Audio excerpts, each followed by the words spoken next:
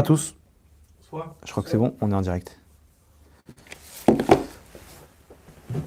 Ok, alors avant de commencer, j'aimerais dédier le cours Leilou Nishmat Gilbert Bat Zera. Bezrat Hashem chez Nishmata Tietzora Betzroa Chaim. Alors le cours de ce soir, un petit peu par rapport à l'actualité, un peu beaucoup même, la Russie, l'Ukraine. J'ai eu peur que la guerre elle éclate avant ce cours-là. Ok, je vous explique pourquoi, parce que j'ai une analyse de ce qui se passe, etc. Je vous la partage, vous me direz ce que vous en penserez, mais bon, c'est sûr que quand on donne une analyse de Torah de ce qui se passe, ça influence par rapport à la suite. Bon, Bezrat Hashem, et donc, donc par rapport à tout ce qui se passe, etc., de voir qu'on est arrivé dans une nouvelle période. L'homme Israël, on voit bien qu'Hachem il est en train de faire les choses. On avait expliqué que la guerre de Gog ou Magog, elle doit arriver. Ça, c'est écrit explicitement dans les prophètes. De quelle manière? On avait ramené plein de scénarios, et dont on voyait que le scénario possible, c'était par l'intermédiaire d'un virus avec le corona. Et effectivement, chaque fois qu'il y avait des menaces de guerre mondiale, de guerre avec l'Iran, etc., il y avait des vagues de corona derrière qui venaient adoucir, qui venaient changer la guerre physique avec une guerre bactériologique, entre guillemets, où les gens ils tombaient malades, et c'était aussi des souffrances, c'était aussi des peurs et des confinements, etc. Et là, on voit que le corona, ça se termine. En tout cas ici en Israël. Pourquoi? Parce que tout le monde a été contaminé, malheureusement. Et que, bon, alors, qu'est-ce qu'on fait? Ils peuvent plus nous vendre leur vaccin. Donc, ils ont annulé le pass sanitaire. Donc, on voit que c'est terminé. Ils vont nous refaire du bluff pour repasser les 4e et 5e doses. Mais en tout cas, entre-temps, on voit que ça s'est calmé. Donc, si ça se calme d'un côté, ça repart de l'autre côté. Et là, on voit ce qui se passe avec les menaces entre la Russie et l'Ukraine, l'OTAN qui menace derrière, etc., les États-Unis, la Chine et compagnie. Et on voit que ça peut, en une étincelle, ok, il en faut, on voit que la première et deuxième et seconde guerre mondiale, c'est parti sur moins que ça. Des scénarios qui ont enflammé tout le monde. Tout le monde se déteste. La Russie et les États-Unis, ils se détestent. La Chine et les États-Unis, ils se détestent. Israël au Moyen-Orient, l'Inde et le Pakistan, la Corée du Nord, la Corée du Sud, ils ne peuvent pas se battre tant que les yeux du monde ils sont figés sur eux. Par contre, si tout le monde se tape, alors à ce moment-là, tout le monde rentre dans la guerre, et ça, en une étincelle, on peut finir dans une 3e guerre mondiale terrible. Lo alenu. Donc on voit ce qui se passe. On voit qu'Hachem, depuis l'arrivée du corona, il a pris les rênes de ce monde-là. Hachem, il veut amener son Mashiach, il est en train de mettre fin à la galoute. Et entre parenthèses, un scénario de guerre mondiale, on voit que dans une guerre comme ça entre les États-Unis et la Russie avec la Chine, Israël, ils sont plus ou moins épargnés. Par contre, les Juifs qui sont aux États-Unis en Europe, s'ils savent qu'il y a une menace de guerre mondiale, ça peut être une menace nucléaire, c'est clair que ça peut être un scénario qui peut faire monter tous les Juifs en un instant. Contrairement à des scénarios catastrophiques qu'on pensait avec des émeutes en France, loi Leno, etc. Bref, donc on voit que c'est la fin de la galoute. Akadosh Baruch Hu, il est en train de mettre fin à la galoute. Bezrat Hashem. La question est de savoir comment ça va se produire. Est-ce que ça va se produire de la bonne façon ou de la mauvaise façon? Et par rapport à ça, quand un juif, il a compris quel est son rôle sur terre, et qu'il est dans ses habits de juif, dans son rôle de juif spirituel, à ce moment-là, il est clair que le scénario, il peut changer d'une extrémité à l'autre. Comment? On va expliquer ce soir par rapport à ce qui est en train de se passer. Quel est le message, entre guillemets, qui ressort de l'actualité? Alors, avant de commencer, par rapport à la paracha de Tetzavé qu'on a passée, qui parlait là-bas des habits du Kohen Gadol. Là-bas, il y a une question intéressante qui se pose. Il y a un din, il y a une halacha, une règle, qu'un Kohen qui est ce qu'on appelle Mechoussar Bgadim, qui a un problème dans ses habits. L'habit, il est un peu trop long ou un peu trop court, il n'est pas à sa taille. Ok? C'est une avéra selon la Torah, ok, c'est une faute. Et non seulement c'est une faute, mais en plus tout ce qu'il a fait, on peut le jeter. Il a fait un sacrifice, ce sacrifice-là, il doit donner une partie à son propriétaire, il doit le mettre sur le misbéar, sur l'autel. Ok? Si jamais il a une faute dans ses habits, là-bas la paracha nous parle des habits du Kohen Gadol, du Kohen et du Kohen Gadol, à ce moment-là, tout ce qu'il a fait, à la poubelle. Ça marche pas. Tout est pas soul. Ok? Par contre, il y a d'autres avérotes, d'autres fautes du Kohen, ok, qui n'éliminent pas le sacrifice qu'il a fait. S'il est par exemple parou à roche, Il lui manque son couvre-chef. Lui, il a une faute, mais son corban, il marche. Son sacrifice, on peut l'utiliser. Il n'est pas considéré comme... On n'élimine pas le travail qu'il a fourni. La question est de savoir... Attends, mais je ne comprends pas. Parce qu'il n'a pas fait l'ourlet comme il faut là-bas dans sa tunique. Alors on met tout en l'air. Et là-bas, il n'avait pas son couvre-chef. Là-bas, il a une autre pensée. Il n'a pas fait ce qu'il faut. Le corban, il marche. Le corban, il marche. Le sacrifice, il marche. Pourquoi là-bas, c'est une histoire de taille? C'est une histoire de taille et tout est mis en l'air. Qu'est-ce que la Torah vient nous apprendre de ça? Elle vient nous parler de mode maintenant, de fringues et de compagnie. Il y a un message. Vous comprenez bien que la Torah, elle parle de message. Alors on peut dire le message de midot, les mesures, les midot, c'est par rapport aux traits de caractère. Quelqu'un qui fait la Torah avec des mauvais traits de caractère, qui n'a pas les bonnes midot, les bonnes mesures, parce que les traits de caractère, on appelle ça les midot. Alors à ce moment-là, tout ce qu'il fait derrière, ça ne sert à rien. Il n'y a pas de valeur. Parce qu'il fait tout ça pour lui, il fait ça pour son intérêt personnel. Et là, pour l'orgueil, pour toutes ces choses-là. Par contre, il y a un autre message qu'on peut interpréter, c'est quelqu'un qui n'est pas dans son habit. Tout ce qu'il fait, ça ne sert à rien. Si tu n'es pas dans ton tikkun, tu n'es pas dans ton tafkid, qu'Hachem il t'a mis sur terre, ces habits spirituels qu'il t'a mis sur terre, qui sont les habits de ta neshama, tu n'es pas à ta place dans ta neshama, alors tout ce que tu fais, ça ne sert à rien. Pourquoi? Parce que tu es en train de construire une maison où tu ne vas pas habiter dedans. Donc, elle est super belle ta maison, tu as fait du bon travail. Mais le problème, c'est que sur le tableau, comment ça s'appelle en français?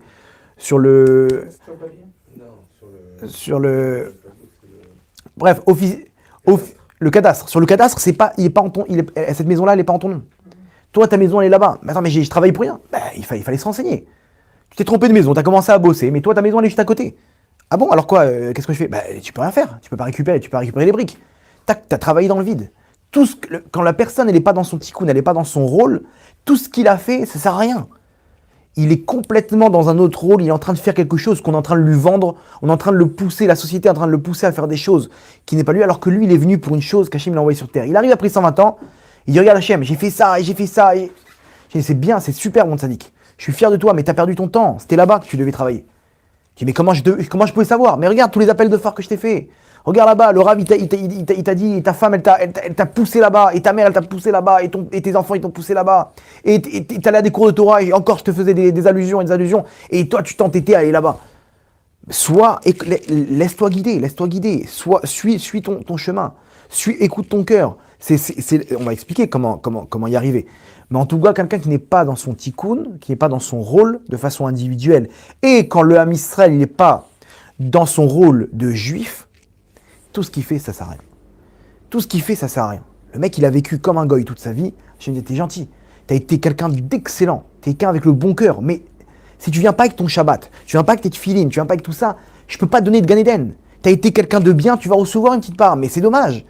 Tu t'es comporté comme un goy. Je t'ai pas fait grandir là-bas. Les goys, ils ont un rôle. Les goyim, ils ont un rôle. Les juifs, ils ont un autre rôle. Tu t'es comporté comme ça. Et des fois, Hachem, c'est pour ça qu'il secoue le monde. Malheureusement, à Berlin, il y avait 93% d'assimilés avant la Shoah. Hachem, il a dû reprendre les volants de ce monde-là. Malheureusement, on sait ce qui s'est passé derrière. Mais Hachem, il est en train de nous faire comprendre, mes enfants, soyez juifs. Soyez dans votre rôle. La galoute, c'est terminé. Et Hachem, maintenant, il est en train de poser une question. Qui est encore juif? Qui est encore juif? Et ceux-là, c'est eux qui n'ont rien à craindre pour la suite des événements. Parce que la suite des événements, il y a deux scénarios. Un catastrophique et un scénario de Purim, où pas un seul juif est mort pendant Purim. C'était une délivrance. Là-bas, ils ont failli, ça a failli être l'extermination du Ham Israël. Et pourtant, on y est en plein mois de Hadar. Hachem, il a pris les commandes et il a fait un scénario, un retournement de situation où on est passé du pire des événements à la plus grande des joies, où il n'y a pas un seul cheveu du Ham Israël qui est tombé par terre. Même Vena Aforu. Comprenez? Donc Hachem, il peut nous donner les deux scénarios. Comment le faire? Est-ce que tu es juif? Si une personne, elle peut se lever et dire « moi, je suis juif », et on va expliquer ça veut dire quoi être juif, alors à ce moment-là, elle n'a rien à craindre pour la suite. Toi, tu es en mode Purim. Malheureusement, ceux qui ne sont pas là, ils sont en mode il faut les réveiller. Il faut taper avec le bâton pour le faire comprendre. On t'a dit que tu n'es pas dans ton habit. Si tu n'es pas dans ton habit, tu vas avoir une surprise après 120 ans. Donc c'est maintenant que je suis obligé d'intervenir pour te faire prendre ton rôle de juif. Et c'est ce qu'on y est par rapport aux événements. Tout de suite, je vais vous expliquer comment ça marche.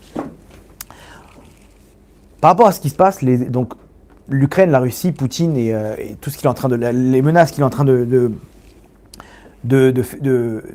de mettre de proférer sur ses voisins et sur l'OTAN et sur le monde, on voit une chose.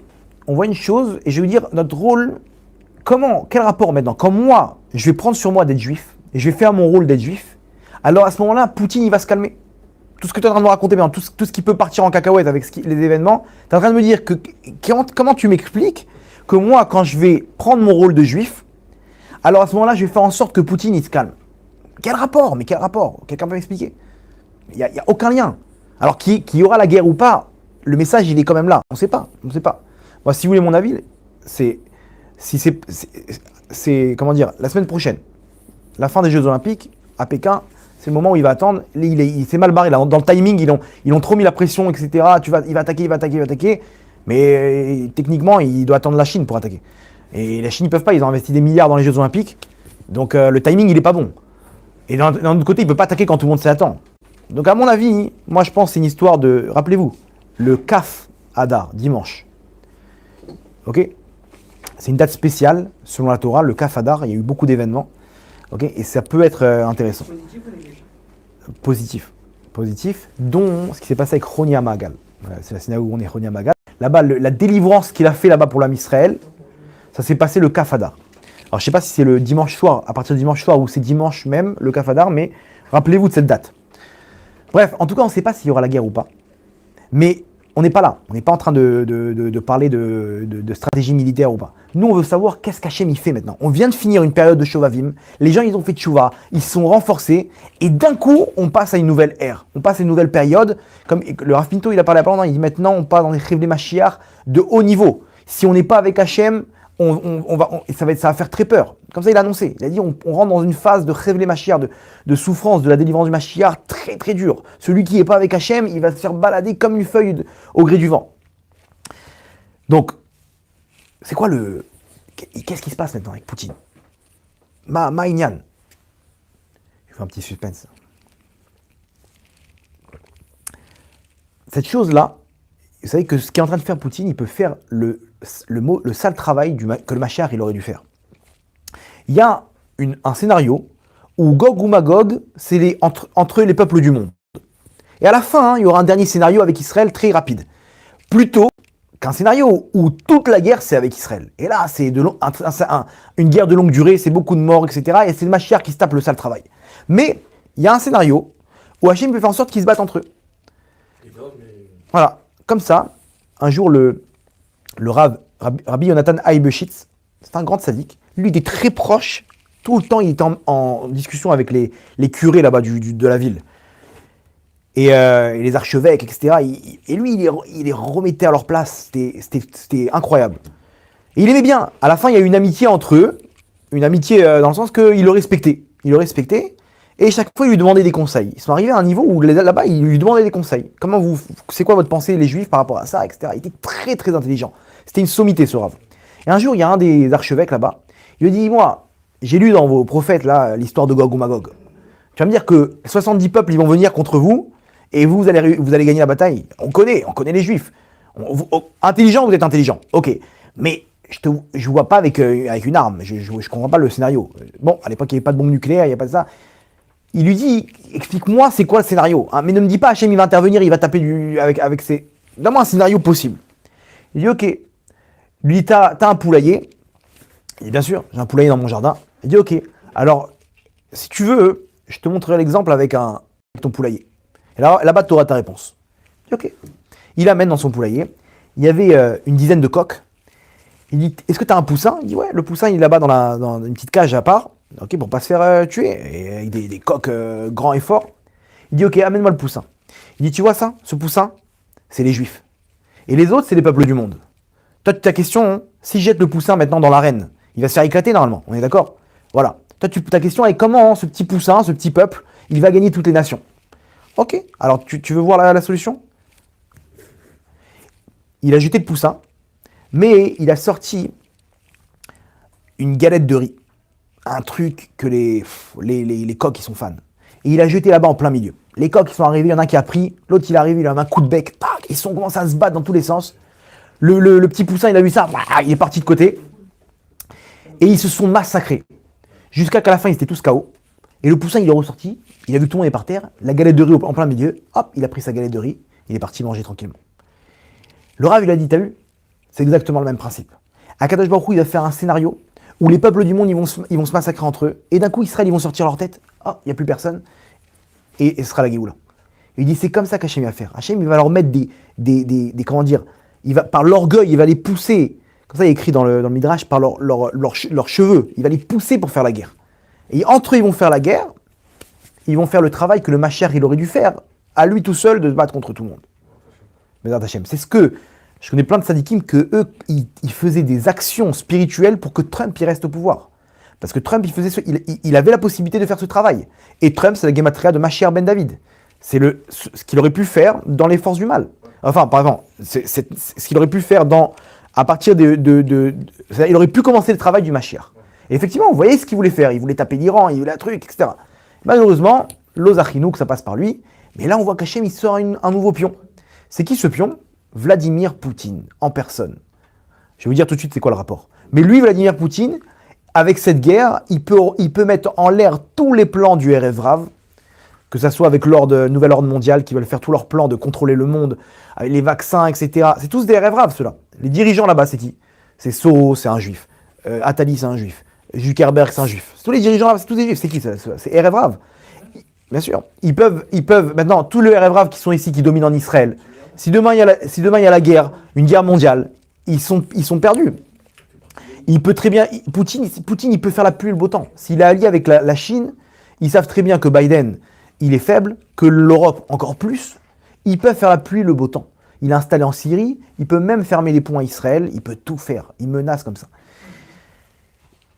La question est de savoir, mais pourquoi? Alors attends, donc il fait les intérêts d'Israël ou pas? Il peut faire les intérêts d'Israël. Tous les plans de ce Erev Rav, que le Mashiach, il aurait dû se battre. Le Mashiach, c'est le nouvel ordre mondial dans les forces du bien.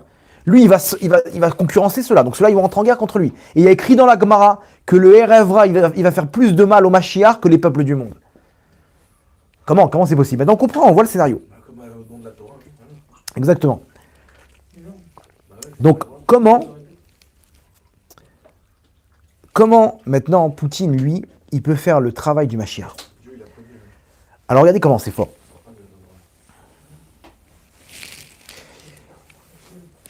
Vous êtes là ou pas? Rappelez-vous de ce que j'ai dit. Si nous, on prend notre rôle de, de juif, hein? Non, c'est tout par rapport aux juifs.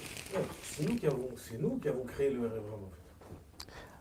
Ouais, bon, ça c'est un autre sujet, mais c'est vrai. Maintenant, regardez, la question elle est comme ça. Comment, moi, quand je prends mon rôle de juif, vous vous rappelez l'introduction, alors Poutine, il va prendre le rôle qui va faire en sorte de faire le travail du Mashiach. Quel rapport? C'est la question. La réponse, elle est comme ça. D'abord, venons, on comprend un peu ce personnage de Vladimir Poutine. Vladimir Poutine, il a raconté une histoire un jour d'un enfant. Un enfant qui était dans la rue, que ses parents, ils travaillaient chez Qatar. Et il rentrait, il n'avait pas la clé. C'est pas comme aujourd'hui, on a des doubles, etc. Il restait dans la rue. Et en Russie, vous comprenez qu'il faisait froid. Et il crevait de froid. Il avait faim, il avait soif. Et il traînait dans la rue. Il avait un petit manteau avec des chaussures trouées, les pieds congelés. Son manteau, il était troué de partout. Un enfant triste, rejeté, complètement déséquilibré. Et les voisins, ils ont vu qu'il était tout seul, ce petit.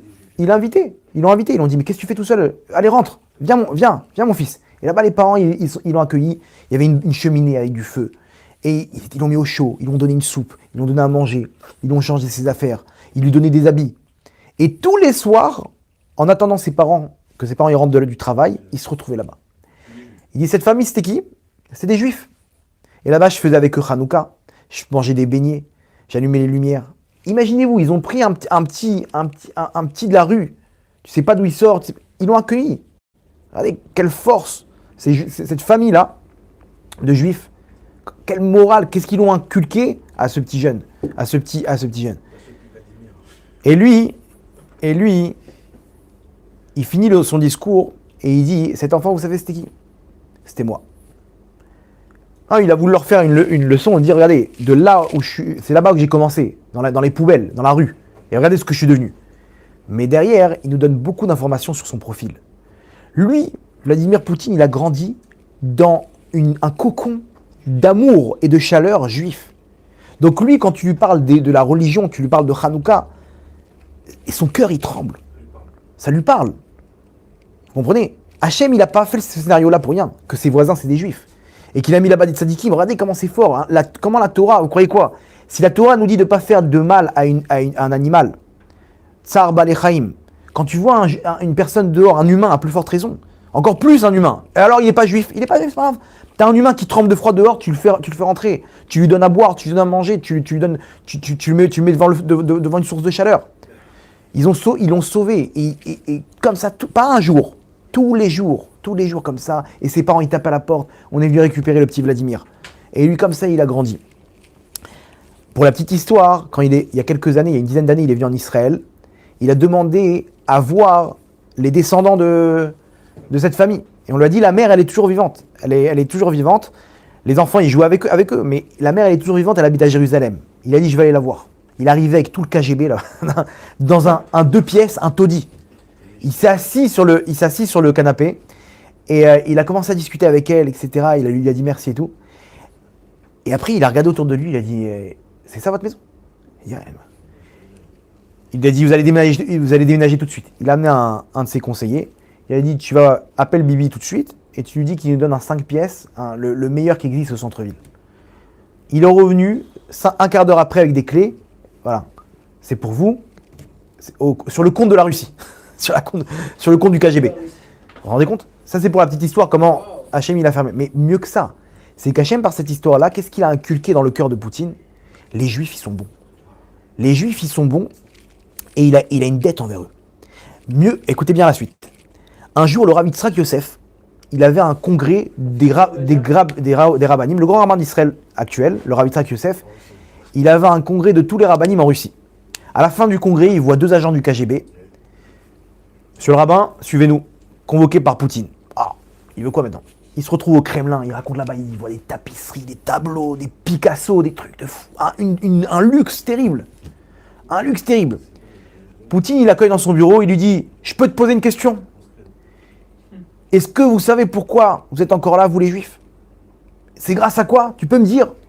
Non, Yitzhak, Yitzhak lui dit « Je connais la réponse, mais je me dis, je vais pas répondre, je vais laisser faire son monologue. » Il dit « Non, je sais pas. C'est grâce à votre Torah. » Il dit « Rentre en Israël et dis à ton peuple, de ma part, que tout ce que vous êtes là jusqu'à aujourd'hui encore, c'est grâce à votre Torah et à vos préceptes et à vos mitzvot. » Alors Rav Yitzhak Yosef, il raconte cette histoire, il dit « Je reçois la leçon de ma vie par Vladimir Poutine. » Lui, au Kremlin, il me dit « C'est votre Torah qui vous a gardé jusqu'à maintenant. » Pourquoi? Parce qu'il a grandi avec ses mitzvot, Vladimir Poutine. Il était là-bas, il a vu c'est quoi Hanouka, il a vu c'est quoi Shabbat, il a vu c'est quoi cette ambiance, ces midot, ces traits de caractère, cette ambiance chaleureuse que la Torah, elle donne au peuple juif, de se retrouver en famille le Shabbat. C'est la meilleure invention qui puisse exister. Sans téléphone, sans truc. Il a dit, c'est vos mitzvot, c'est ça qui vous protège. Mieux que ça, un jour il est parti au Kotel, quand il était en Israël, et là-bas il a dit officiellement, moi je crois avec certitude que les Juifs ils vont reconstruire leur 3e temple à cet emplacement-là. Alors, et les Arabes, attendez, si Vladimir Poutine il dit ça, c'est que, imaginez-vous si demain il décide, s'il contrôle le monde, et qu'il dit maintenant aux Arabes, écoutez-moi bien, laissez aux Juifs, mais personne ne peut rien dire. Vous comprenez qu'il fait ce qu'il veut, mais dans son cœur, il a un côté juif, un petit Vladimir qui pleure à l'intérieur de son cœur, mais que quand il repense à cette chaleur et cet amour, cette rachamim que le Ham Israël ils lui ont procuré, il est bien. Il est dans une petite bulle et il est bien, ça lui donne de l'équilibre. Vous vous rendez compte de qui on parle? Hachem, le scénario qu'il a fait. Vous vous rendez compte C'est l'homme le plus riche du monde. Ouais, attention, ça c'est le côté positif qu'il y a dans Vladimir Poutine. Vous avez vu ce profil psychologique qu'il a? Hachem, il a fait grandir dans cette histoire-là. C'est un profil psychologique de déséquilibré, mais avec un côté équilibré. Qui lui a procuré ce côté équilibré? Les Juifs. Son seul côté équilibré, c'est pour le judaïsme. Voilà. À côté de ça, voilà. Maintenant, on va parler du côté négatif. C'est un dictateur. quand il y a quelqu'un qui lui plaît pas, il envoie le KGB, le mec il se retrouve empoisonné dans sa maison. Il rigole pas. Quand il y a quelqu'un qui se lève légèrement contre lui, il se retrouve assassiné. Quand il faut, il envoie un missile, il abat un avion avec des innocents, il n'y a aucun problème. Son cercle d'amis, c'est qui? C'est le président chinois, le président nord-coréen, la Corée du Nord, Assad, Bachar el-Assad. Donc, il a un côté cruel. Un sacré côté cruel. On est d'accord? Donc, il y a deux côtés chez lui. Il y a un côté din, il y a un côté cruel, un côté rigueur, et un côté rachamim, chesed, chemla, la bonté, un côté d'amour et de chaleur que lui procure le Ham Israël, quand il se rappelle maintenant de ces souvenirs-là. Et c'est ce qu'il a dans ses tripes, c'est ce qu'il a, c'est ce qu'il pense au plus profond de lui. Vous savez que son principal conseiller, vous savez c'est qui? C'est le grand rabbin de Russie, le Rav Lazar. C'est un Chabad, voilà. C'est pas son conseiller officiel. Mais Vladimir Poutine ne fait rien sans ses conseils. Il a entendu tous ses conseillers. Il dit ok, maintenant je vais savoir ce qu'il dit le Rav Lazar. Et il vient avec sa belle voiture. Il va voir le Rav. Imaginez-vous l'honneur qu'il lui fait. Un jour, c'était Shabbat. C'était un vendredi. Il convoque le Rav. Le Rav lui dit, par contre, dans 1 heure, c'est Shabbat. Il lui dit ok, j'arrive. T'inquiète pas, j'arrive. C'est moi qui me déplace. Le Rav, il lui a pris une chambre d'hôtel à tel endroit. Et il dit, va là-bas dans l'hôtel, et moi j'arrive. Ils sont retrouvés, le Rav Lazar, il était sur la route, et là-bas, Vladimir Poutine, il a rejoint. Vladimir Poutine a dit, monte dans ma voiture, je t'accompagne à l'hôtel. Non, il lui parle, et Shabbat, il rentrait dans quelques minutes. Il dit, écoute bien, Shabbat, il rentre dans quelques minutes, je peux plus rester dans la voiture. Vladimir Poutine, il lui dit, ok, continue à pied, il y en avait pour 2 km. Continue à pied, et moi, je reste en voiture. Écoutez le scénario. Vladimir Poutine est dans sa voiture, la fenêtre ouverte, et le Rav Lazar qui marche à pied.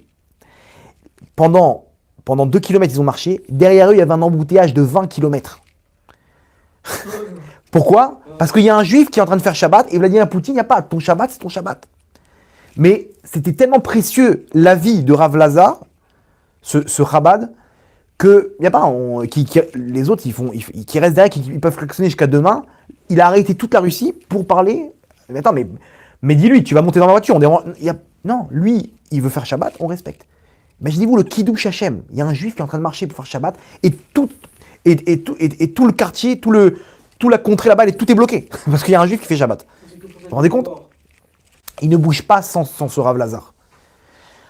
Bien entendu, il est tiraillé par son côté cruel, par son côté dominateur. Le Rav Lazar, c'est un peu comme son bras droit, il voyage pas sans lui. Il prend jamais un avion sans le Rav Lazar. Ouais, il ne bouge pas sans le Rav Lazar. Mais c'est même pas son conseil officiel. Non, le Rav Lazar, il a beaucoup de choses à faire, mais il ne peut pas rien, il peut rien faire. Là maintenant, dites-vous, soyez là, juste pour la suite du cours. Amram, là.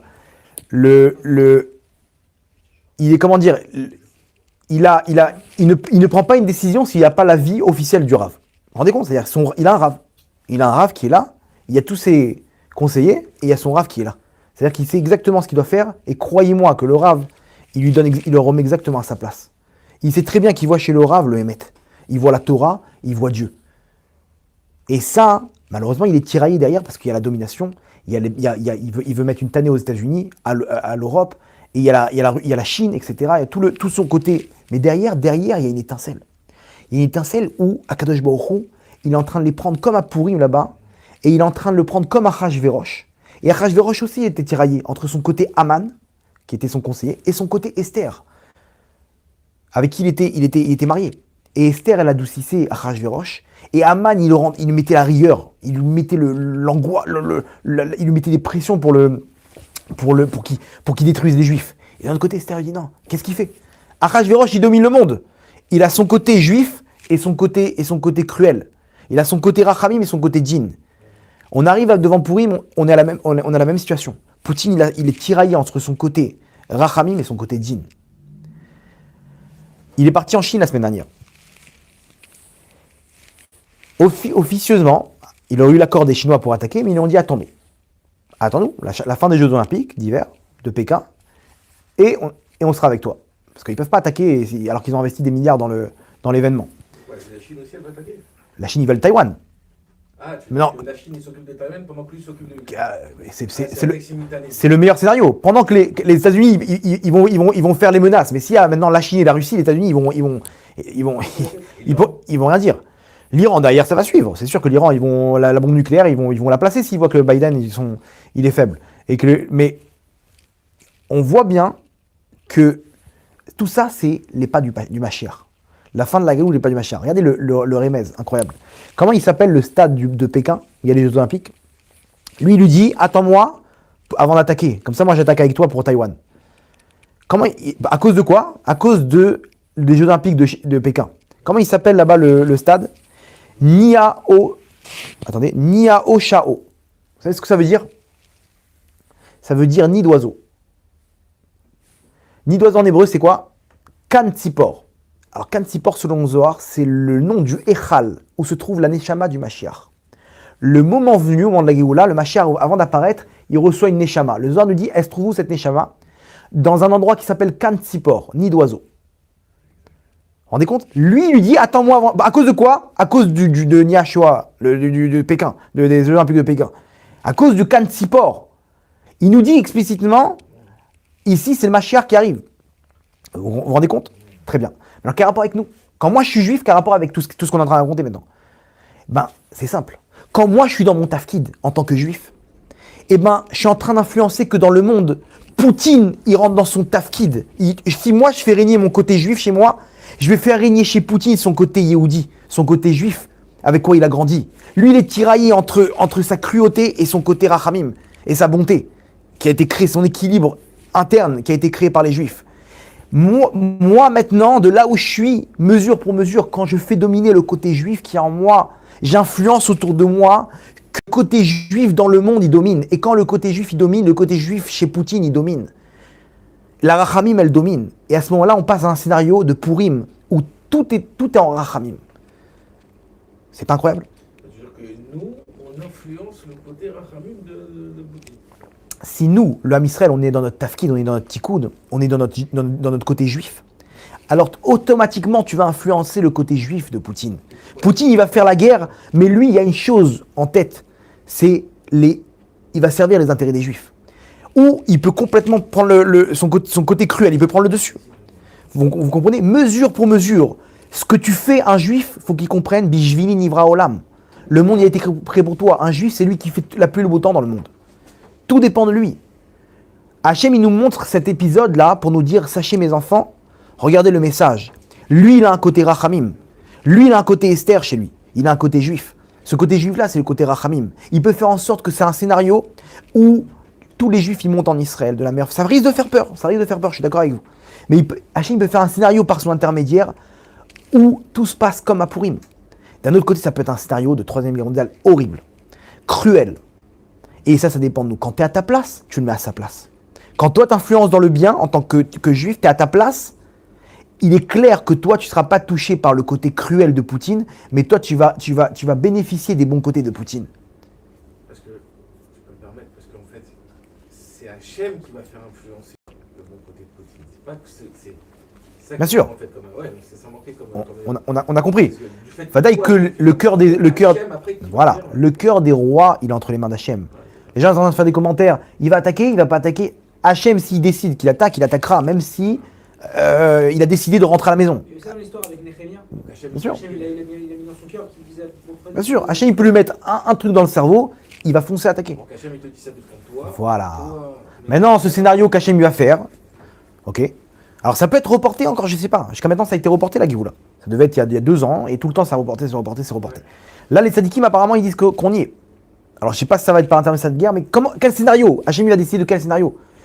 Le cœur des rois, il est entre les mains d'Hachem. Hachem, il peut faire la guerre entre eux. C'est un scénario, comme on a dit, les coqs. Ils se massacrent entre eux, Israël, ils sont là tranquilles. Et pas un seul juif ne peut être touché par ça. Ou ça peut être un scénario où il y a l'Iran, et Poutine même, il rentre en guerre contre Israël, et il défonce tout le monde, et voilà, il y a là. Et Hachem Yerachem, comme certaines des voies où il y a un tiers du monde qui doit y passer. Pourquoi? Alors que nous-mêmes, dans notre tête, on peut choisir le bon scénario. Mais bien sûr que ça dépend de nous. Ça dépend de nos actes. Si on est des bons garçons, et si on prend notre rôle sur Terre, et on va expliquer c'est la suite du cours, alors il est clair qu'on fait renverser la vapeur. Ok, on récapitule. Là, on est en fin de galoute. Hachem est en train de nous montrer. On a fini la période de Shovavim, Hachem il a repoussé la Géoula, il a repoussé la Géoula. Apparemment, là, on y est. Apparemment, c'est clair, tous les tzadikim, à unanimité, ils parlent qu'on rentre dans un nouveau scénario. Le corona, il se termine, mais d'un autre côté, qui va prendre le relais? Ça peut être un scénario catastrophique, comme ça peut être un scénario Rachamim, comme Purim, comme l'histoire de Purim. Ça dépend de quoi? Alors, celui qui dirige ce scénario, c'est Vladimir Poutine. Vladimir Poutine, il est tiraillé entre deux côtés. Un côté Din, un côté Rachamim. Un côté Aman, un côté Esther. Un côté cruel et un côté Yehudi. Si nous, à l'intérieur, on fait tchouva, on prend notre côté juif entre les mains, à la fin de cette galoute, on comprend le message d'Hachem maintenant. Ce qu'il est en train de nous dire. Il dit les amis, mes tzadikim, mes enfants, c'est terminé la galoute. Maintenant, il faut faire un choix. Est-ce que tu veux continuer la galoute, et à ce moment-là, tu es mal barré, ou tu veux dire non Hachem, je suis avec toi? Mais comment dire à Hachem, je suis avec toi? De venir et d'exprimer, ok, dans mon essence de juif. Oui Hachem, je suis juif. Il faut que chacun il lève le doigt. Quand Hachem il va poser la question qui est juif, il faut qu'on lève le doigt et on dit moi je suis juif. Et toi t'es juif? Je suis juif. Mais il y en a ils vont dire non j'aime bien ma petite Goya. Il y en a qui ne sont pas encore là, malheureusement.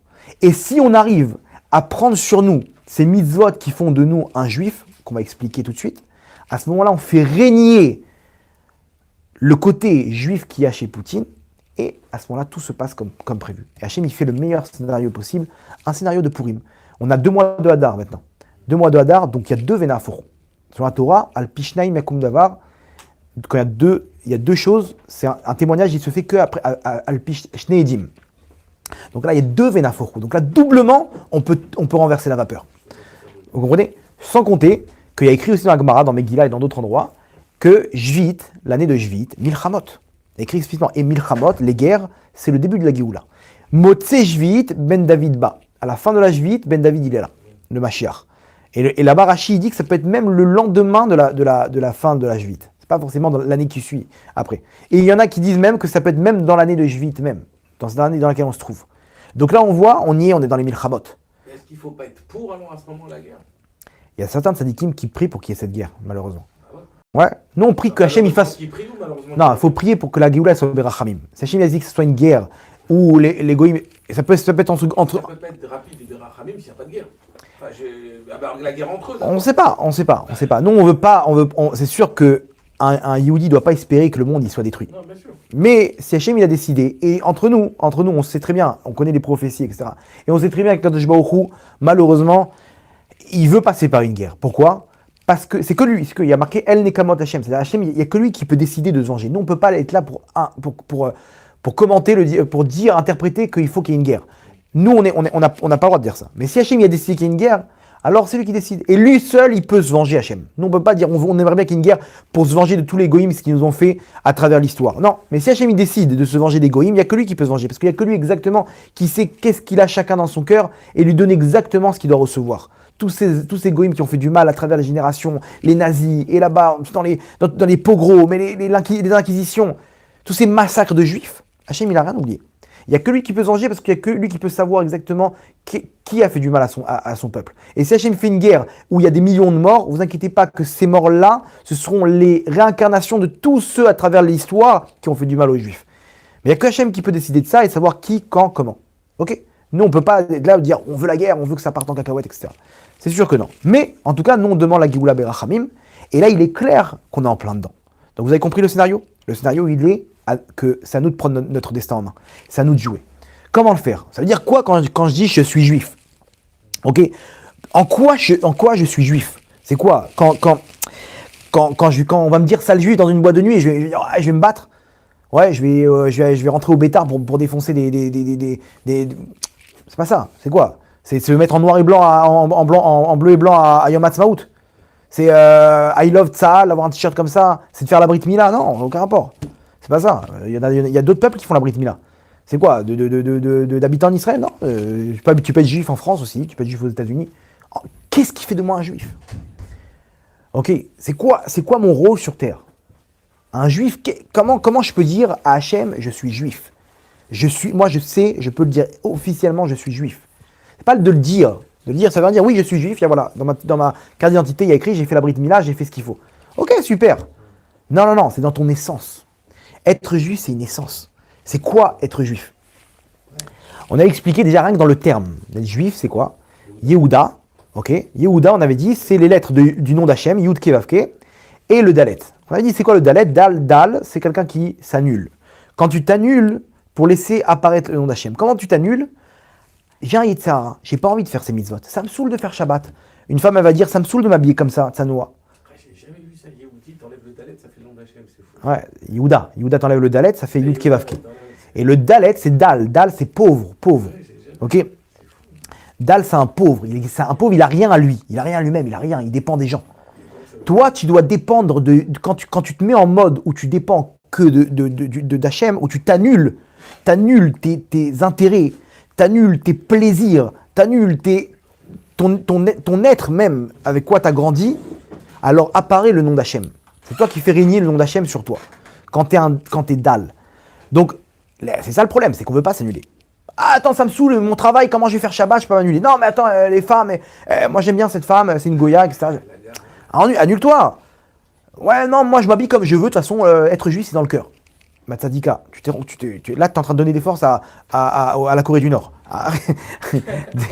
Arrête-toi. Ici, il faut que tu comprennes que non. Ok, c'est dur, il n'y a pas de problème. Tu as tout ton temps. Mais de venir dire je suis un juif dans le cœur, c'est pas ça. Être juif, il y a un mode d'emploi. Ce mode d'emploi, il a été donné à toi. Alors c'est dur, prends ton temps. Tu veux d'abord allonger un petit peu mettre t'habiller tsanoa une fois par semaine, te couvrir la tête qu'une fois par semaine, il n'y a pas de problème. On comprend qu'il y a un Yetzirah, il y a un mauvais penchant. On comprend où tu as grandi. On comprend que c'est dur, il y a une guerre, il n'y a pas de problème. Mais admets qu'il faut le faire. Admets qu'il y a des efforts à faire pour Hachem.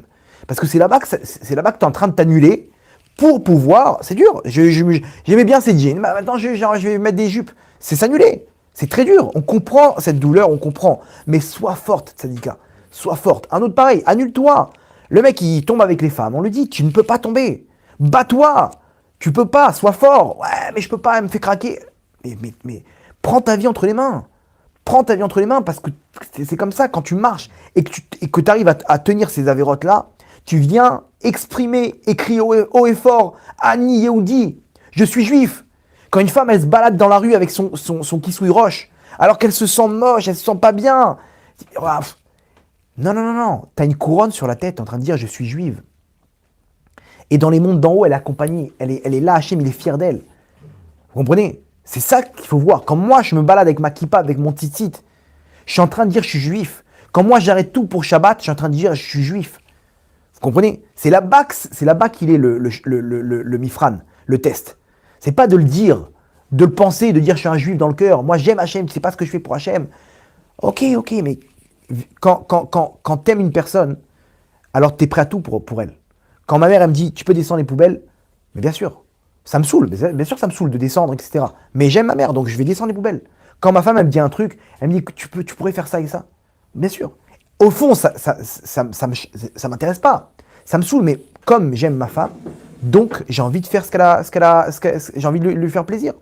Mais toi, quand t'aimes Hachem dit mon fils, fais Shabbat. Non, j'ai pas envie. Tu comprends? Tu comprends que c'est peut-être le Yetzirah? C'est peut-être le Yetzirah. Non, mais je suis dans le cœur. Ça veut rien dire. Ça fait ni monter ni descendre. Ça fait rien du tout. Voilà, c'est dur Shabbat. C'est dur de m'habiller tsanoa, mais je le fais pour toi Hachem. C'est un bon début. Et à la fin, hein, quand le Yetzirah il va partir, d'un coup, ces personnes-là, tu lui dis arrête ton Shabbat, ça se fait plus rien. Pour rien au monde, il peut annuler son Shabbat. Tu dis à une femme maintenant, après, tu dis enlève ton kissouille roche, ça sert à rien. Ils sont trompés dans la halakha, ça n'existe pas le kissouille roche. Pour rien au monde, elle va enlever son foulard. Pourquoi? Parce qu'elle sent qu'Hachem il est avec elle. Elle sent la shrina en elle. Elle sent la présence divine. Elle me dit je peux pas l'enlever.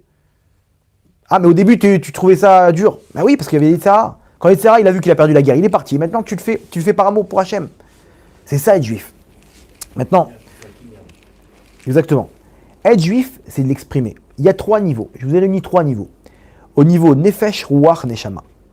La Neshama, elle est divisée en 5 parties. Les principales, très rares sont les personnes qui arrivent à Chaya et Yechida, mais on va dire en général, une personne a la Nefesh, Ruach, Neshama. Vous pouvez voir un peu où vous vous trouvez selon vos actes. On peut travailler sur les 3 niveaux. Ok? C'est quoi le nefesh? Nefesh, c'est le corps spirituel qu'on alimente par l'intermédiaire de nos actes. Le nefesh, c'est les actes, tout ce qui fait référence aux actions. Quand tu manges une matzah, ça touche au nefesh. Ok? Parce que c'est une action de manger. Tu fais un effort avec ton corps, c'est ce qu'on appelle le nefesh. Le rouar, c'est quoi? C'est les mitzvot et les actes qui font référence à la parole. Le rouar, si on traduit, c'est le vent, c'est rouar. Ok?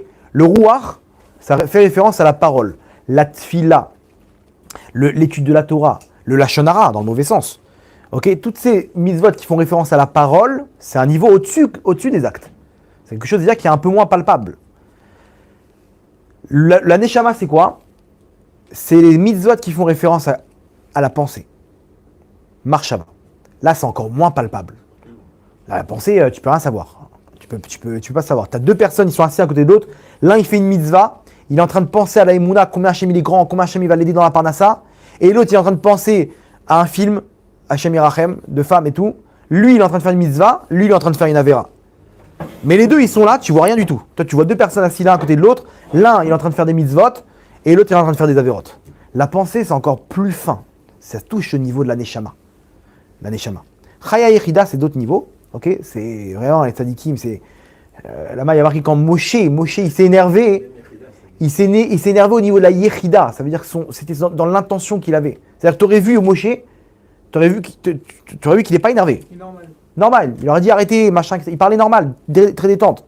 Même dans la pensée, il n'était pas énervé. C'est au niveau de son intention là-bas, dans sa nekuda de Yechida qui s'est énervé. C'est Alvaï qu'on s'énerve comme Moshe s'est énervé, que là-bas c'était une faute pour lui, au niveau qu'il avait. Ok? Certains tzadikim, ils arrivent à ce niveau de Chaya Yechida, mais ils sont très rares. Maximum, maintenant, si vous voyez que votre combat il est dans les marchavot, là vous travaillez au niveau de la neshama. Si vous voyez que votre combat il est au niveau de la prière, du limud Torah, le combat il est dans le rouar. Si vous voyez que le combat il est dans se lever pour aller à la tfila et Shabbat, dans les actes, ton combat il est dans le nefesh. Des fois tu peux avoir plusieurs combats. Et grâce à ça, tu peux comprendre c'est quoi ton rôle sur terre. On a dit c'est quoi être Yehudi? C'est faire son rôle sur terre. Il y a un Dieu qui est là, qui est présent. Ok, moi je le représente. Je dois m'annuler. Et entre parenthèses, dans tous les cas, on s'annule dans ce monde. Regardez aujourd'hui les gens, ils sont pas eux-mêmes. Ils sont annulés à la société. La société, elle te vend quelque chose, elle te vend un jean, elle te vend un truc. Et non, on s'annule par rapport à la société. T'es pas toi-même. T'es médecin parce que c'est bien d'être médecin. Mais lui, le mec, c'est la musique qui kiffe. Dans tous les cas, tu t'annules. Autant t'annuler, recevoir un salaire dans ce monde-là et dans le monde futur. Ouais. Un homme, il est amené à s'annuler. Est-ce que tu t'annules dans ce monde-là ou tu t'annules par rapport à ce que Hachem te demande? Et Hachem te dit, si tu t'annules par rapport à ça, tu es un homme libre. Parce que tu as réussi, tu as fait ce qu'il y a dans le mode d'emploi, tu as réalisé ce qu'il y a dans le mode d'emploi, et automatiquement, quand tu fais ce qu'il y a dans le mode d'emploi, tu es heureux. Tu es heureux parce qu'il n'y a que celui qui a créé l'homme qui sait ce que l'homme il a à l'intérieur de lui. Et qui nous a tout transmis dans la Torah. Regardez ce qu'on est en train de dire. C'est un cours de Torah, on te donne la psychologie humaine, on te donne l'intérieur du nefesh. On te raconte ce que le nefesh il peut fournir, qu'est-ce qui est important, qu'est-ce qui n'est pas important, la jalousie, qu'est-ce que ça apporte, la colère, les machins. C'est le mode d'emploi, c'est écrit dans la Torah, on ramène rien à nous. Tout est écrit dans la Torah. Donc, une personne, à partir du moment où elle est juive, elle prend son rôle de juif, elle rentre dans ses habits de juif, à ce moment-là, elle amène sur lui toutes ces brachot-là et elle influence sur les événements qui peuvent se passer maintenant. Hachem, il te dit, mon fils, est-ce que tu es juif? À nous de répondre, oui, je suis juif. Comment je peux exprimer ce judaïsme par intermédiaire ou de mes actes, de mes paroles ou de mes pensées? Ruach, nefesh, ruach, neshama. L'un des trucs, ou peut-être plusieurs, quand je réalise mon tikkun sur terre, je suis dans mon rôle sur terre, à ce moment-là, je suis en train d'exprimer combien je suis juif. On ne demande pas à une personne d'être baba salé, de faire toutes les mitzvot. Ok? C'est ça le Yetzer Hara. Le Yetzer Hara qu'on a, c'est que le Yetzer Hara, il te dit, attends, t'as vu d'où tu viens, toi? T'as grandi à la goulette, là-bas, en truc, c'est pas pour toi, ça. C'est pas pour toi, ce monde-là. Tu peux pas... On te demande pas ça. On te demande de réaliser quel est ton rôle sur terre. Le Harizal, il dit, la chose la plus dure, la chose la plus facile, c'est pour ça que tu es venu. C'est ton rôle sur terre. C'est là-bas que tu dois mettre les pleins gaz. C'est là-bas que tu dois appuyer sur le champignon et dire Hachem, maintenant c'est ça que je prends sur moi. C'est là-bas que ton judaïsme il commence. Ton tikkun, ta neshama, c'est là-bas que ça commence. Quand tu es à côté, tu n'étais pas dans ton tikkun, tu n'as pas fait ce qu'il fallait par rapport à ton rôle sur terre. Alors c'est comme le Kohen. Le Kohen, il n'était pas dans ses habits. Tout ce qu'il a fait à la poubelle. Tous les sacrifices à la poubelle. Ok, donc, par exemple, Nefesh, je donnais plusieurs donc plusieurs niveaux. Comment chacun maintenant il peut se faire son introspection et dire ok, moi je sais mon problème c'est les femmes. Moi je sais bon Shabbat. Moi je sais que c'est les tefilines.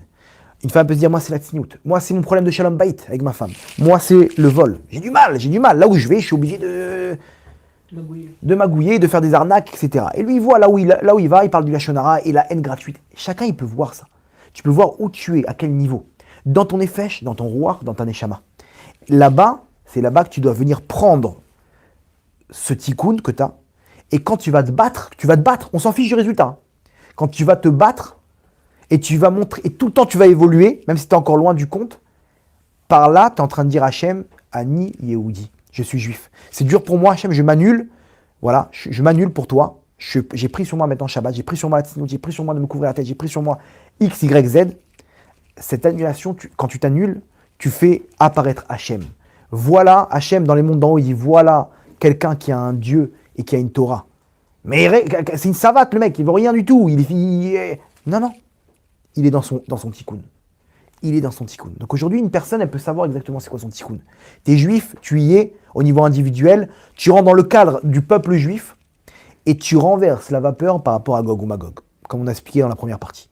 Tu fais apparaître, quand tu fais régner le côté juif qui est en toi, tu fais apparaître le côté yéhoudi qui y a chez Poutine et qui fait que cette Géoula, elle se passe comme l'époque d'Achashverosh avec Esther à Malka. Magnifique ou pas? Au niveau du Nefesh, c'est quoi? Hein? Amen, ouais. Ouais, d'accord. Nefesh, c'est quoi? Au niveau des actes, on a dit.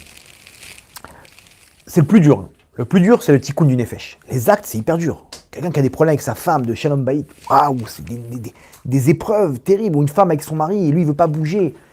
C'est dur, mentalement, c'est dur. Les épreuves, elles se trouvent à ce niveau-là, en fait. Presque, aujourd'hui, c'est presque ça. C'est des épreuves, c'est une souffrance. Il faut se battre, il faut truc, etc. Ça, c'est au niveau du Nefesh. Au niveau du Nefesh, comment il faut être têtu. Il faut, comme ça, on voit dans la paracha là, de Kitissa de la semaine, Moshe Rabbeinu, quand il y a eu le veau d'or, il dit à Hachem, il lui dit quoi? Il lui dit, Hachem, ton peuple, c'est Am Kesheoref. C'est un peuple têtu, il a la nuque dure. Et avec ça, c'est un argument qui a séduit Hachem. Vous savez pourquoi? Parce que Moshe, qu'est-ce qu'il lui a dit? Il lui a dit, ton peuple, il est têtu, mais là, il s'est fait attraper par son Yitzhara, par son mauvais penchant.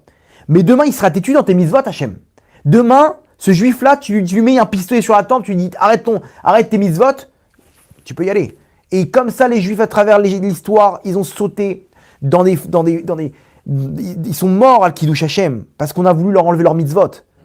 Hachem, il a dit, j'aime bien cet argument-là. Il est têtu, mais il va être têtu dans le bon sens. Un juif, il faut qu'il soit têtu. Tu viens, il n'y a pas cette mitzvah, je la prends sur moi et je bouge pas. Super, là t'es juif. Là t'es dans ton tikkun. Le mec, il a pris sur lui Shabbat, il bouge pas, on lui propose des milliards, il bouge pas. Il y avait une histoire comme ça. Ouais, le temps, il fonce. Il y avait une histoire d'un juif ici en Israël qui a commencé son parcours dans la bourse de diamants. Là-bas, il a pris le métier. Et bon, lui, il n'était pas religieux. Jusqu'à qu'il est arrivé, il avait un CV de fou. Il arrivait à travailler pour un privé. Donc, il y a la bourse de diamants à Tel Aviv. Et il a travaillé pour un privé, un juif religieux, Haredi. Et il travaillait pour une personne en privé. Il travaillait pour le compte d'une personne. Et lui, ce juif religieux, il travaillait avec les pays africains, pays d'Afrique noire, où là-bas, il faisait importer les diamants.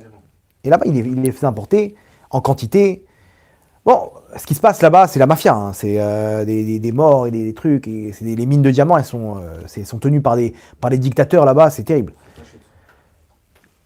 Et il travaille pour lui. Maintenant, lui, ce juif Haredi, religieux, il a un contact avec un des dictateurs d'Afrique noire. Et c'est lui qui lui fournit ces diamants. Ils sont amis les deux. Et il travaille pour lui, il fait l'intermédiaire entre les deux. De temps en temps, il voyage là-bas en Afrique, le juif qui a travaillé pour lui, et il lui négocie, etc. Il revient avec la marchandise. Il fait les allers-retours. Donc il connaissait bien ce dictateur, il travaillait avec lui. Il y avait une règle. Son patron, il a donné une règle. Il lui a dit, le Shabbat, aucun appel. Des fois, il y a des appels urgents pour des affaires, qu'est-ce qu'on fait, une négociation, etc. Il dit, toi, tu fais pas Shabbat, mais moi, je fais Shabbat. Le Shabbat, c'est la chose la plus précieuse qu'il y a au monde. Et Le Shabbat, je veux rien savoir, pas un appel, rien du tout.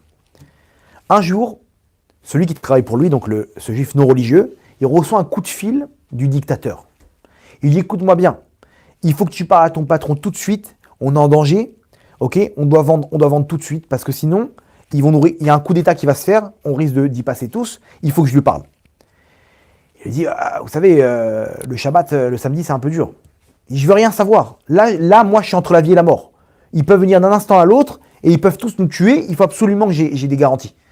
Il faut que je lui parle. Écoutez, c'est impossible. Il dit, écoute-moi bien. Écoute-moi bien.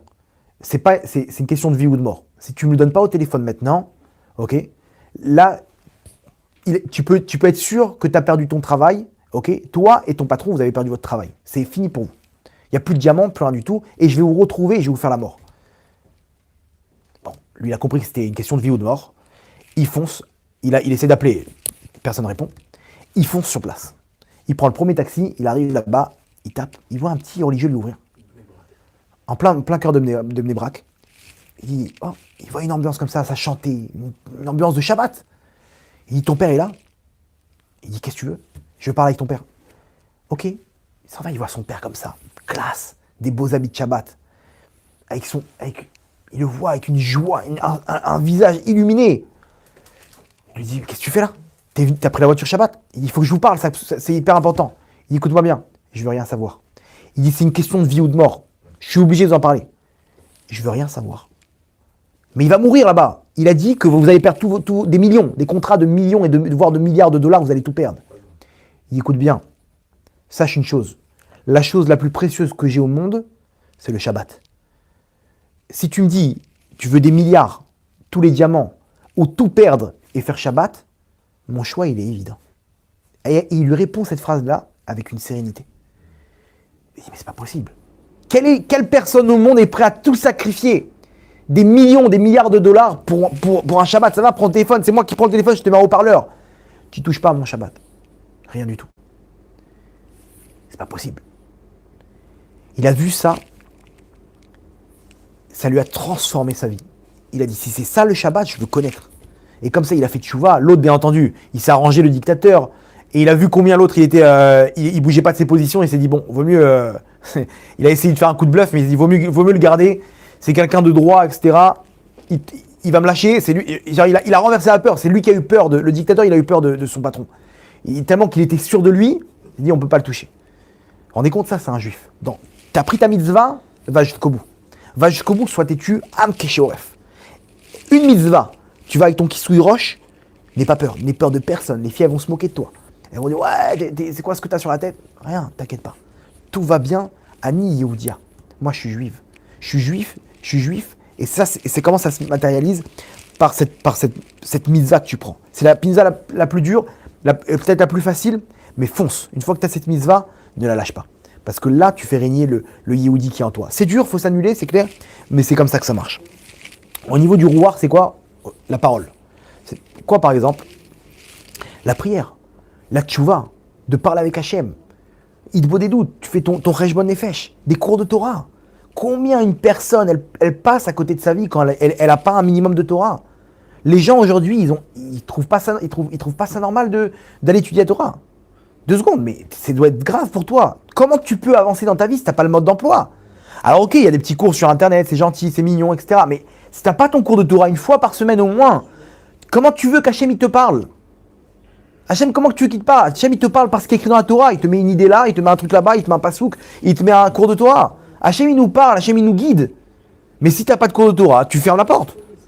Cette Torah-là, elle t'amène la bracha, elle te remplit de lumière ta neshama. Et si tu n'as pas ça, tu n'as pas le mode d'emploi. Et une personne sans mode d'emploi, elle ne peut pas avancer. Ça, c'est au niveau du rouar. Prie. La prière, c'est ça qui peut tout apporter sur terre. Ça, c'est la prière. Alors, c'est quoi un Yehudi au niveau du rouar? Au niveau de tes actes. Quand tu t'arrêtes et que tu commences à prier pour chaque chose qui t'arrive sur terre, tu parles avec Hachem parce que tu es conscient qu'Hachem, il n'y a que toi au monde pour lui. C'est toi l'acteur principal. Et chaque fois que tu pries, Hachem, il arrête tous les anges. Il dit stop, mon fils en bas, il est en train de me faire une demande.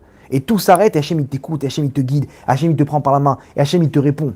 Et quand tu pries, et tu vas à ta tefila, et tu vas à tes prières, Ataï Yehudi. C'est dur, mais c'est là-bas que tu fais régner le côté juif qui est en toi. Au niveau de la neshama, c'est quoi? Au niveau de la Neshama, c'est, comme on a dit, les pensées. Les pensées, c'est de se dire, par exemple, pourquoi il n'y a pas le Mashiach maintenant? À cause de la Sinat Rinam. C'est quoi la Sinat Rinam? C'est un problème dans la pensée. Toi, tu penses que tu es mieux que lui. Comment ça commence le Lachon Hara? C'est quoi la source? C'est parce que tu veux t'élever dans ta pensée, tu te sens supérieur à l'autre. Donc tu es obligé de dire du mal pour le descendre, pour pouvoir bien exprimer le fait que tu es au-dessus de lui. Mais comment? Soit je me gonfle, soit je le descends. Donc je dis du mal de lui. La Sinat Rinam, la haine gratuite qu'il y a, c'est quoi? Parce que dans mon cœur, c'est dans mon cœur. C'est que j'aime pas mon prochain. Regardez, dans les habits du Kohen Gadol, le pectoral, là, comment ça s'appelle? Le Choshen. Je ne sais pas en hébreu, en français comment on dit. Pectoral. Il y avait 12 diamants. Il y avait plusieurs sortes de diamants. Il y avait le saphir, l'émeraude, le diamant. Il y avait 12 sortes qui étaient posées sur le pectoral du Kohen Gadol, sur le torse du Kohen Gadol. Pourquoi? Pour nous dire, ils étaient face au cœur. Regardez comment c'est fort. Comment la Torah, elle nous donne Tu veux purifier ton cœur. Alors il faut que tu comprennes que chacun, il a sa place dans le pectoral. Un juif, il a sa case. Lui, il est différent de toi, mais c'est pas parce qu'il est différent que tu dois le détester. Tu dois comprendre, à partir de quand on arrive à purifier notre cœur, à partir du moment où on a compris que chacun, il a sa case. Ça, tu dois le mettre sur ton cœur. Te dire, lui, il est Breslev, c'est comme ça qu'il sert Hachem. C'est ça sa Neshama. C'est sa Neshama, elle a besoin de ça. Lui, il est Chabad, c'est ça. Lui, il est Haredi, lui, il est comme ça. Lui, il a telle mitzvah. Quand tu comprends que chacun, il a sa place, chacun, il a son rôle. Alors, c'est pas grave, il fait pas Shabbat, mais lui, il est là-bas, il fait un kiboud avem de folie avec ses parents. Il va le faire Shabbat, il va suivre. Mais arrête de voir le mauvais côté qu'il y a chez lui. Parce que tu sais pas que peut-être que lui, il est dans son tikkun et toi, non. Comprenez? À partir du moment où tu as compris que chacun, il a sa place dans le Ham Israël, comme c'est distribué, et que ça, tu le mets sur ton cœur, alors tu peux détester personne au monde. Donc, voilà, lui, il est dans son tikkun, moi, j'ai un autre tikkun. Lui, il est dans son rôle, moi, j'ai un autre rôle. Lui, il a son habit, moi, j'ai mon habit. Ça, c'est son shoresh, moi, c'est mon shoresh. Et c'est quoi la Sinat Rinam? C'est que je le déteste parce qu'il n'a pas ce que j'ai. Il n'a pas ce que j'ai. Qu'est-ce qu'ils font, ces Chabad, là? Qu'est-ce qu'ils font, ces Breslev? Qu'est-ce qu'ils font, ces religieux? Mais qu'est-ce qu'ils font, ces Chilonim, là, à part faire Shabbat? Oh, mon coco, calme-toi. Chacun, il a sa place. Quand tu as compris ça, alors tu as compris qu'on est tous là, c'est une armée. Lui, c'est l'armée de l'air, lui, c'est l'armée de terre, lui, c'est les tanks, lui, c'est les renseignements. Tu peux détester personne parce qu'à partir du moment où tu as compris que chacun, il a sa place. Donc, c'est quoi les misotes qu'on fait avec ça? Arrêtez de se disputer, arrêtez de détester les autres. Dans les familles, il y a tout le temps des disputes. Maintenant, un juif, il doit arriver à un niveau où il doit détester personne. Baisse la tête, c'est pas grave. Ta Jacqueline, elle t'a manqué de respect, c'est pas grave. Fais-le pour Hachem. Appelle-la, tu dis Tata Jacqueline, on fait la paix. Allez, ça y est, stop. Allez, viens, on boit un petit café à la maison. Viens, on met tout ça derrière nous. C'est de ma faute. Alors que c'est sa faute. C'est pas grave, t'es vater. Annule-toi dans tes pensées. Rentre l'amour pour l'âme Israël, tu seras gagnant. Combien on est avant la fin de la galoute, là, on est tous disputés. Mais il faut arriver à faire le tri. De se dire stop, il faut que j'arrive à faire la paix dans mon couple déjà. La paix avec mes enfants, la paix avec mes frères et sœurs. La paix avec mes parents, il y a des disputes dans tous les sens. Pourquoi? Répare tes pensées. Hachem, il t'attrape là-bas. Il t'a dit, mon tzaddik, tant que tu ne seras pas Béchalom, tu n'auras pas ta parnassa, tu n'auras rien du tout. Tant que tu n'auras pas ton Shalom Bayit, tu ne seras pas là. Un juif, il faut qu'il comprenne aussi au niveau des pensées qu'il vit dans la Emouna. Si maintenant, là, on arrive dans une ère, une période qui peut être terrible, ça risque de faire peur. Si on n'est pas collé à Hachem en se disant qu'il y a un Dieu sur terre, et on n'a pas la Emouna, qu'Akadosh Baruch Hu, il nous protège, il nous aime de tout son cœur, alors on peut pas y arriver. Si on n'a pas la Emouna, on ne pourra pas y arriver. Akadosh Baruch Hu, il peut tout nous faire. Tous les plus grands scénarios, il peut nous le faire. Mais ça, c'est à nous, dans notre pensée, de voir le bien, de tout le temps voir comment Hachem nous aime, d'être saméar, d'être joyeux. Si tu es triste, tu montes par là que tu n'as pas de Dieu. T'es pas le fils d'Akadosh Baruch Hu. Tu n'es pas le fils d'un roi. Un jour comme ça, je marchais dans la rue. Je venais d'avoir un appel, mec, ça m'a tracassé. J'étais là dans mes pensées, wow. Une histoire terrible et tout. J'étais dans mes pensées et ça m'a vraiment marqué cette histoire. Ça m'a fait de la peine pour ce juif qui m'a raconté son histoire. D'un coup, il y a un mec en face de moi, il me regarde, il m'attrape comme ça ma veste, il m'attrape et il me dit, pourquoi tu fais la tête? Ata Yehoudi, t'es juif. Un juif, il doit être heureux. J'ai dit, ouais. Il a vu que je faisais la tête. Non, c'était J'étais dans mes pensées. Il m'a attrapé dans la rue. Attrapé. Mais comment tu peux être triste? Comment tu peux faire la tête comme ça alors que t'es juif, t'as une barbe, t'as un chapeau, t'es dans la Torah, les mitzvot, t'es en train de servir le roi des rois. Ouah, je l'ai attrapé dans mes bras. J'ai dit, Toda Rabba, merci beaucoup là, tu m'as fait kiffer. Ça m'a marqué. Ça m'a marqué parce que c'est vrai. Un juif, il doit se balader avec la simra. Tu sais la chance que t'as. T'as été le peuple qui a été choisi par Hachem pour le servir. C'était pas Poutine, mais il était... En tout cas, j'ai compris que c'était Hachem qui me parlait. J'ai compris que c'était Hachem. Pourquoi il m'a choisi à moi? Il aurait pu choisir un autre. Tout le monde fait la tronche dans la rue. Il est venu qu'à moi. Non, c'est sûr que ça, j'ai vu ça comme un message d'Hachem. J'ai dit, t'as raison. Toda Rabba. Et j'ai continué à marcher. Maintenant, il faut, avec le sourire. Tu marches, entraînez-vous à marcher avec le sourire. C'est un muscle. Il faut, bien, tu te sors tes dents, tes belles dents, et tu marches avec le sourire. La vie est belle. Regarde le bon côté. Dans tes pensées, tu dois être juif. Dans tes pensées, tu dois être juif, te dire, Yetov, Akol Letova. Tout va bien. S'éloigner de la tzvut, de la tristesse, l'angoisse, le marachrora. Les gens, ils sont tout le temps dans l'angoisse et le stress. Ça y est, là, base tout ça. Sois un Yehudi, sois Gadol, sois dans la Gadlout. Ça revient souvent en Gadlout. C'est ça, un juif, il est dans la Gadlout. T'es grand, t'es avec Hachem. Arrête de te voir petit, t'as une neshama, tu sais ce que c'est. Ta neshama, elle peut faire tout dans ce monde-là.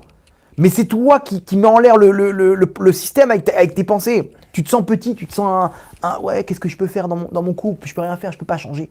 C'est le mektoub. Mais rentre chez toi avec ton mektoub. Là. Un juif, il peut prendre sa vie entre les mains.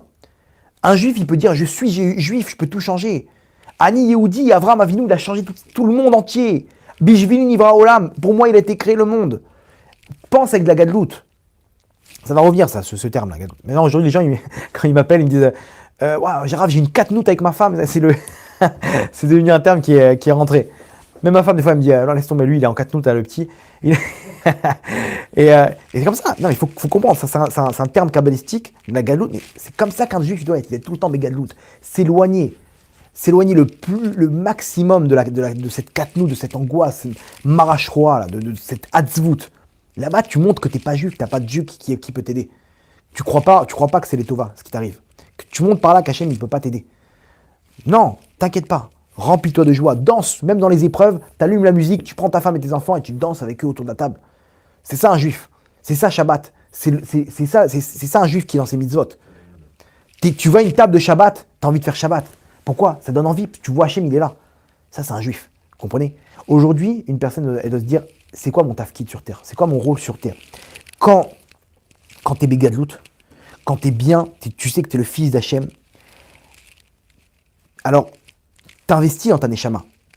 Tu sais que ta neshama, elle est là sur terre, t'investis. Tu sais que t'es pas là pour finir 1000 ans dans ce monde-là et pour investir dans des bêtises. Tu sais que t'as un rôle sur terre, tu le fais. On t'a pas dit de pas vivre, de pas kiffer, de pas avoir même une Lamborghini si tu veux. Fais ce que tu veux faire ta vie, tu veux kiffer, y a pas de problème. Mais n'oublie pas que t'as un rôle sur terre. Si t'as oublié que t'es à côté de tes pompes, tu vas te retrouver, et comme ce Kohen Gadol au début dont on a parlé, qui était pas là, il n'avait pas les habits qu'il faut, il n'était pas dans son habit. Et bien tout ce qu'il a fait, ça ne servait à rien.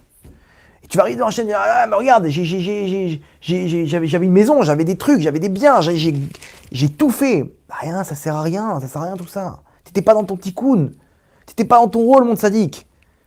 Oh, imaginez-vous, on va se retrouver. C'est terrible de se dire, waouh, tout ça pour rien. Et rebelote retourner sur terre. C'est terrible, imaginez-vous. Sois juif, c'est qui nous l'apprend? Qu'est-ce qui nous l'apprend? Poutine. Ce qui se passe en ce moment, à mon humble avis. Hachem, il te dit, le scénario, il peut être terrible. Si tu fais, il y a un scénario qui peut être magnifique. C'est si Poutine, d'un coup, il fait le travail, il commence le sale travail que le Mashiach, il doit se taper, ok, et il commence à faire la guerre il commence à retourner le monde. Il commence à faire un nouvel ordre mondial où à la fin, son côté rachamim, il prend le dessus. Et il donne tout ça, comme il le dit. Il donne le troisième temple, etc. Il commence à faire le travail. Il y en a plein qui ont fait le travail pour les Juifs. À ta validation. Hachem, il prend comme des marionnettes. C'est un spectacle de marionnettes, ce monde-là. C'est Hachem qui dirige tout le monde. Hachem, il me dit, mes enfants, comment vous voulez qu'il soit le scénario? Vous avez aimé le scénario de Purim? Aidez-moi, je m'en supplie. Prenez votre neshama entre vos mains. Prenez votre neshama entre vos mains et aidez-moi. Donnez-moi des forces. Nous, l'Elohim, ça dépend de vous. Levez-vous et faites de cette Géoula une Géoula Begadlout, une Géoula incroyable. C'est la fin de la Galoute là. Qui est avec moi? Mil Hashem est là, il a dit Moshe avant de jeter l'étape de la loi. Dans le veau d'or. C'est la paracha de la semaine. Mil Hashem est là. Hashem, il est en train de crier maintenant. Mil Hashem est là. Qui est avec moi? Moi, je suis avec toi. Hashem, je vais me renforcer dans le Shabbat. Je vais me renforcer je vais arrêter de voler. Je vais arrêter de faire ces magouilles. Je vais arrêter de pas m'habiller de Sanoa. Je vais me battre, Hashem, pour toi. Je vais le faire. Mais comment? Par quoi commencer, Hashem? Voilà par quoi tu dois commencer. Prends ton tikkun, ce qui est le plus dur pour toi. Si tu vois, ça revient, les choses, elles reviennent. Et bats-toi. Et quand tu le fais, tu fais ton rôle sur terre, tu as tout gagné. On va finir avec une histoire. Tout le monde connaît l'histoire de Jonathan Pollard. Ok? Jonathan Pollard, c'était un espion israélien, pour le compte d'Israël, qui était dans les services de renseignement américains. Et lui, il a donné des infos à Israël, des infos incroyables. Okay, et là-bas, il a pris prison à perpétuité. Prison à vie. Maintenant, il a fait tchouva en prison. Il s'est renforcé. Ils l'ont mis dans des conditions terribles. Terribles. Et vraiment comme le pire des criminels. Il ne méritait pas tout ça. Il y a des espions qui ont espionné pour le compte de la Russie, ils ont pris beaucoup moins que lui. Et bien là, ils ont voulu faire un acte une leçon. Une leçon, voilà. On est vos amis, vous nous avez trahis, que ça ne se reproduise plus. Lui va prendre perpétuité, par contre. Et il a pris perpète. Et qu'est-ce qu'ils n'ont pas fait pour le sauver, pour le sortir de là-bas? Chaque fois, il parlait, dès qu'il y avait un nouveau président, allez, si vous pouvez le gracier, si vous pouvez. Les grands rabbins, ils allaient là-bas, ils suppliaient. Il a accueilli là-bas le Rav Mordechai Eliaou, à la Vachalom. Et là-bas, il a accueilli avec le peu de gâteaux qu'il avait là-bas tout le temps. Il recevait des gâteaux, il mettait de côté pour lui faire une belle table. Il n'y avait pas une fenêtre. Ils l'ont mis là-bas pendant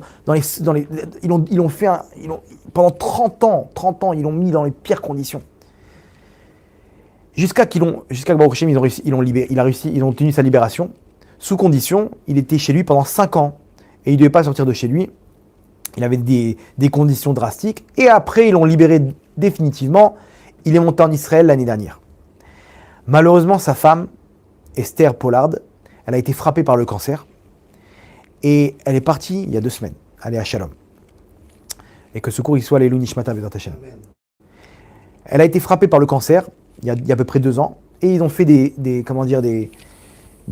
tipoulim et une chimiothérapie, une série de trucs. Malheureusement, il y a 2 semaines, elle est partie. Et avant de partir, il s'est passé une histoire incroyable. Elle était sur son lit d'hôpital, avec son mari à côté et le médecin. Et le médecin, il lui dit à Jonathan Pollard, il lui dit, ça y est, c'est la fin. Sa respiration, elle se faisait de plus en plus lourde. Et il dit, on y est. Son rythme cardiaque, il commence à diminuer de plus en plus. Et le médecin, il lui dit à Jonathan Pollard, il dit, c'est ses derniers instants. Et lui, il commence à faire le schéma Israël, il commence à lui prendre la main.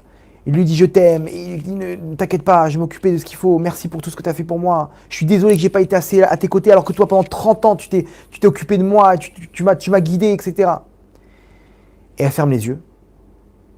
Et il voit que c'est presque terminé. Et juste avant que ça se termine, elle réouvre les yeux. Comme si de rien n'était. Triatamétim.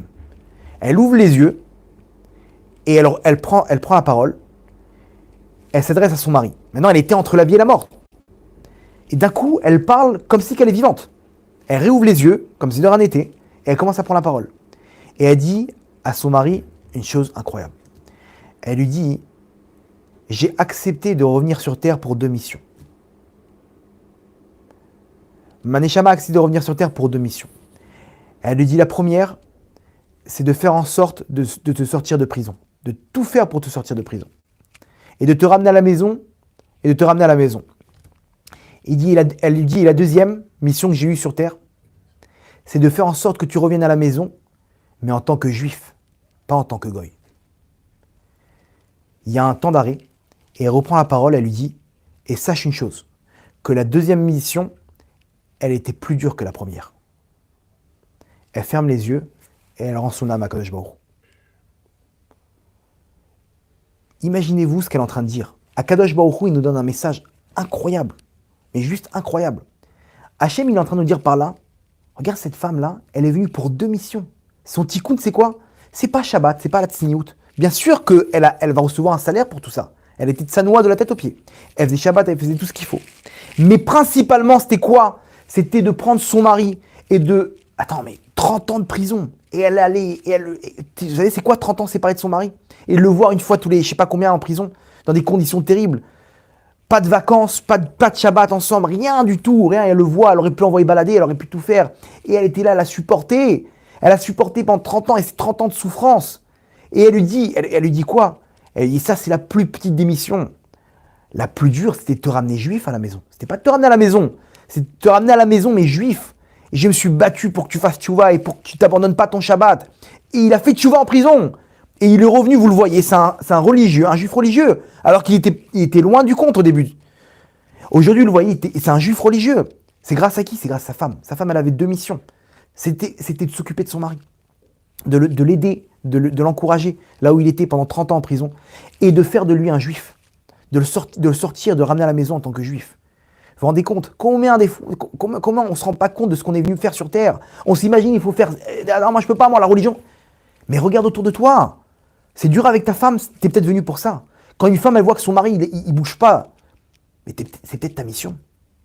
C'est peut-être pour ça que tu es venu sur Terre.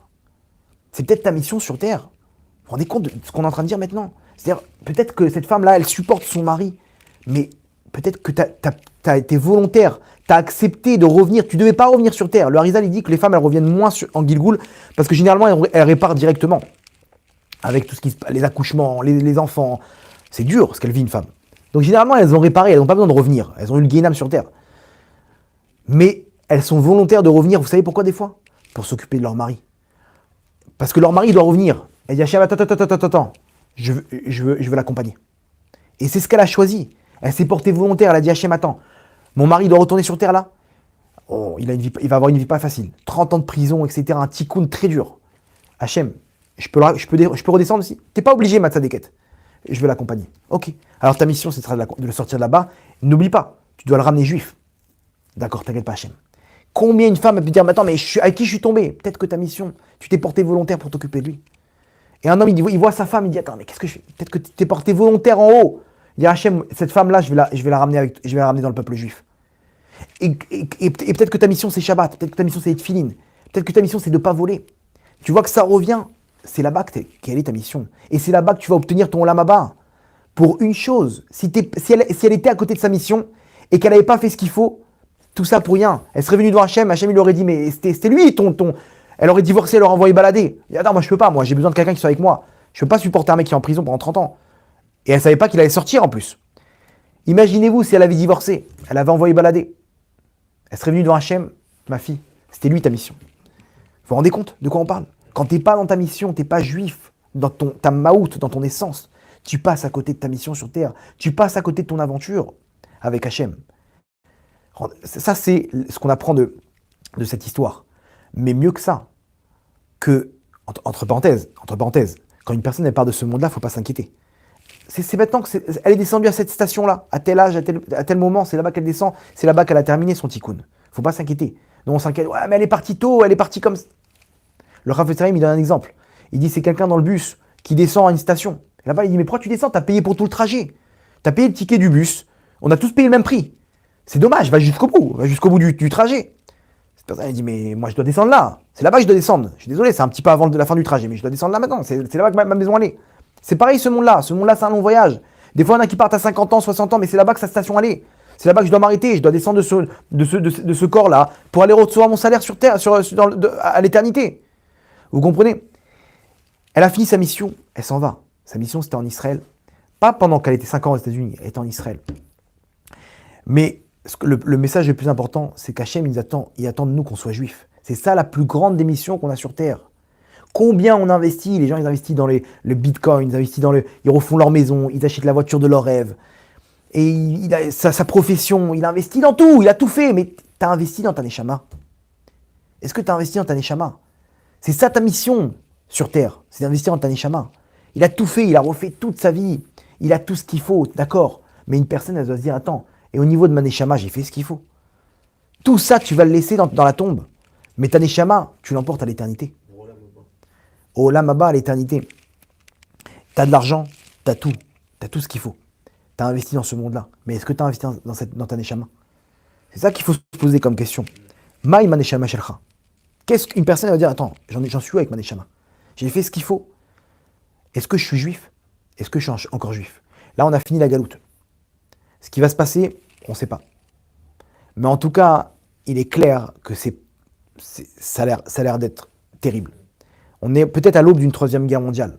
Hachem nous dit, mes enfants, vous êtes encore juifs ou pas? C'était dur, cette galoute-là, elle est dure, je vous comprends. On est en l'air. On est des bras cassés dans la Torah Mitzvot. Hachem me dit une chose. Prenez votre destin entre les mains. Prends ta neshama entre tes mains, mon tzaddik. Parce que si tu le fais, t'inquiète pas, tu t'accroches à ta neshama, c'est moi, tu t'accroches à moi. Et quand tu es avec moi, n'aie peur de personne. Parce que je peux te faire le même scénario qu'Apurim. Hachem, il peut prendre un personnage et renverser le monde et dévoiler le Mashiach et tout se passe de la meilleure des manières. À nous de choisir. Tu veux qu'une Géoula Berachamim? Alors, il ne faut pas dire, allez, quand est-ce qu'il vient le Mashiach? Mais tu n'as pas compris, ça dépend de toi. Tu veux faire venir le Mashiach, ça dépend de toi. Lève-toi, prends ta neshama entre les mains et bats-toi. Parce que quand tu es en train de faire ça, tu te rends service qu'à toi-même. Tu es en train d'amener le côté juif qui est en toi, le côté rachamim qui est en toi, et tu es en train d'influencer ce monde-là. Et comme ça, Kadosh Baruch Hu, il décrète sur nous, Bezrat Hashem Bekarov, une Géoula Berachamim, Bezrat Hashem, Aou Adonai L'Olam, Amen, Amen.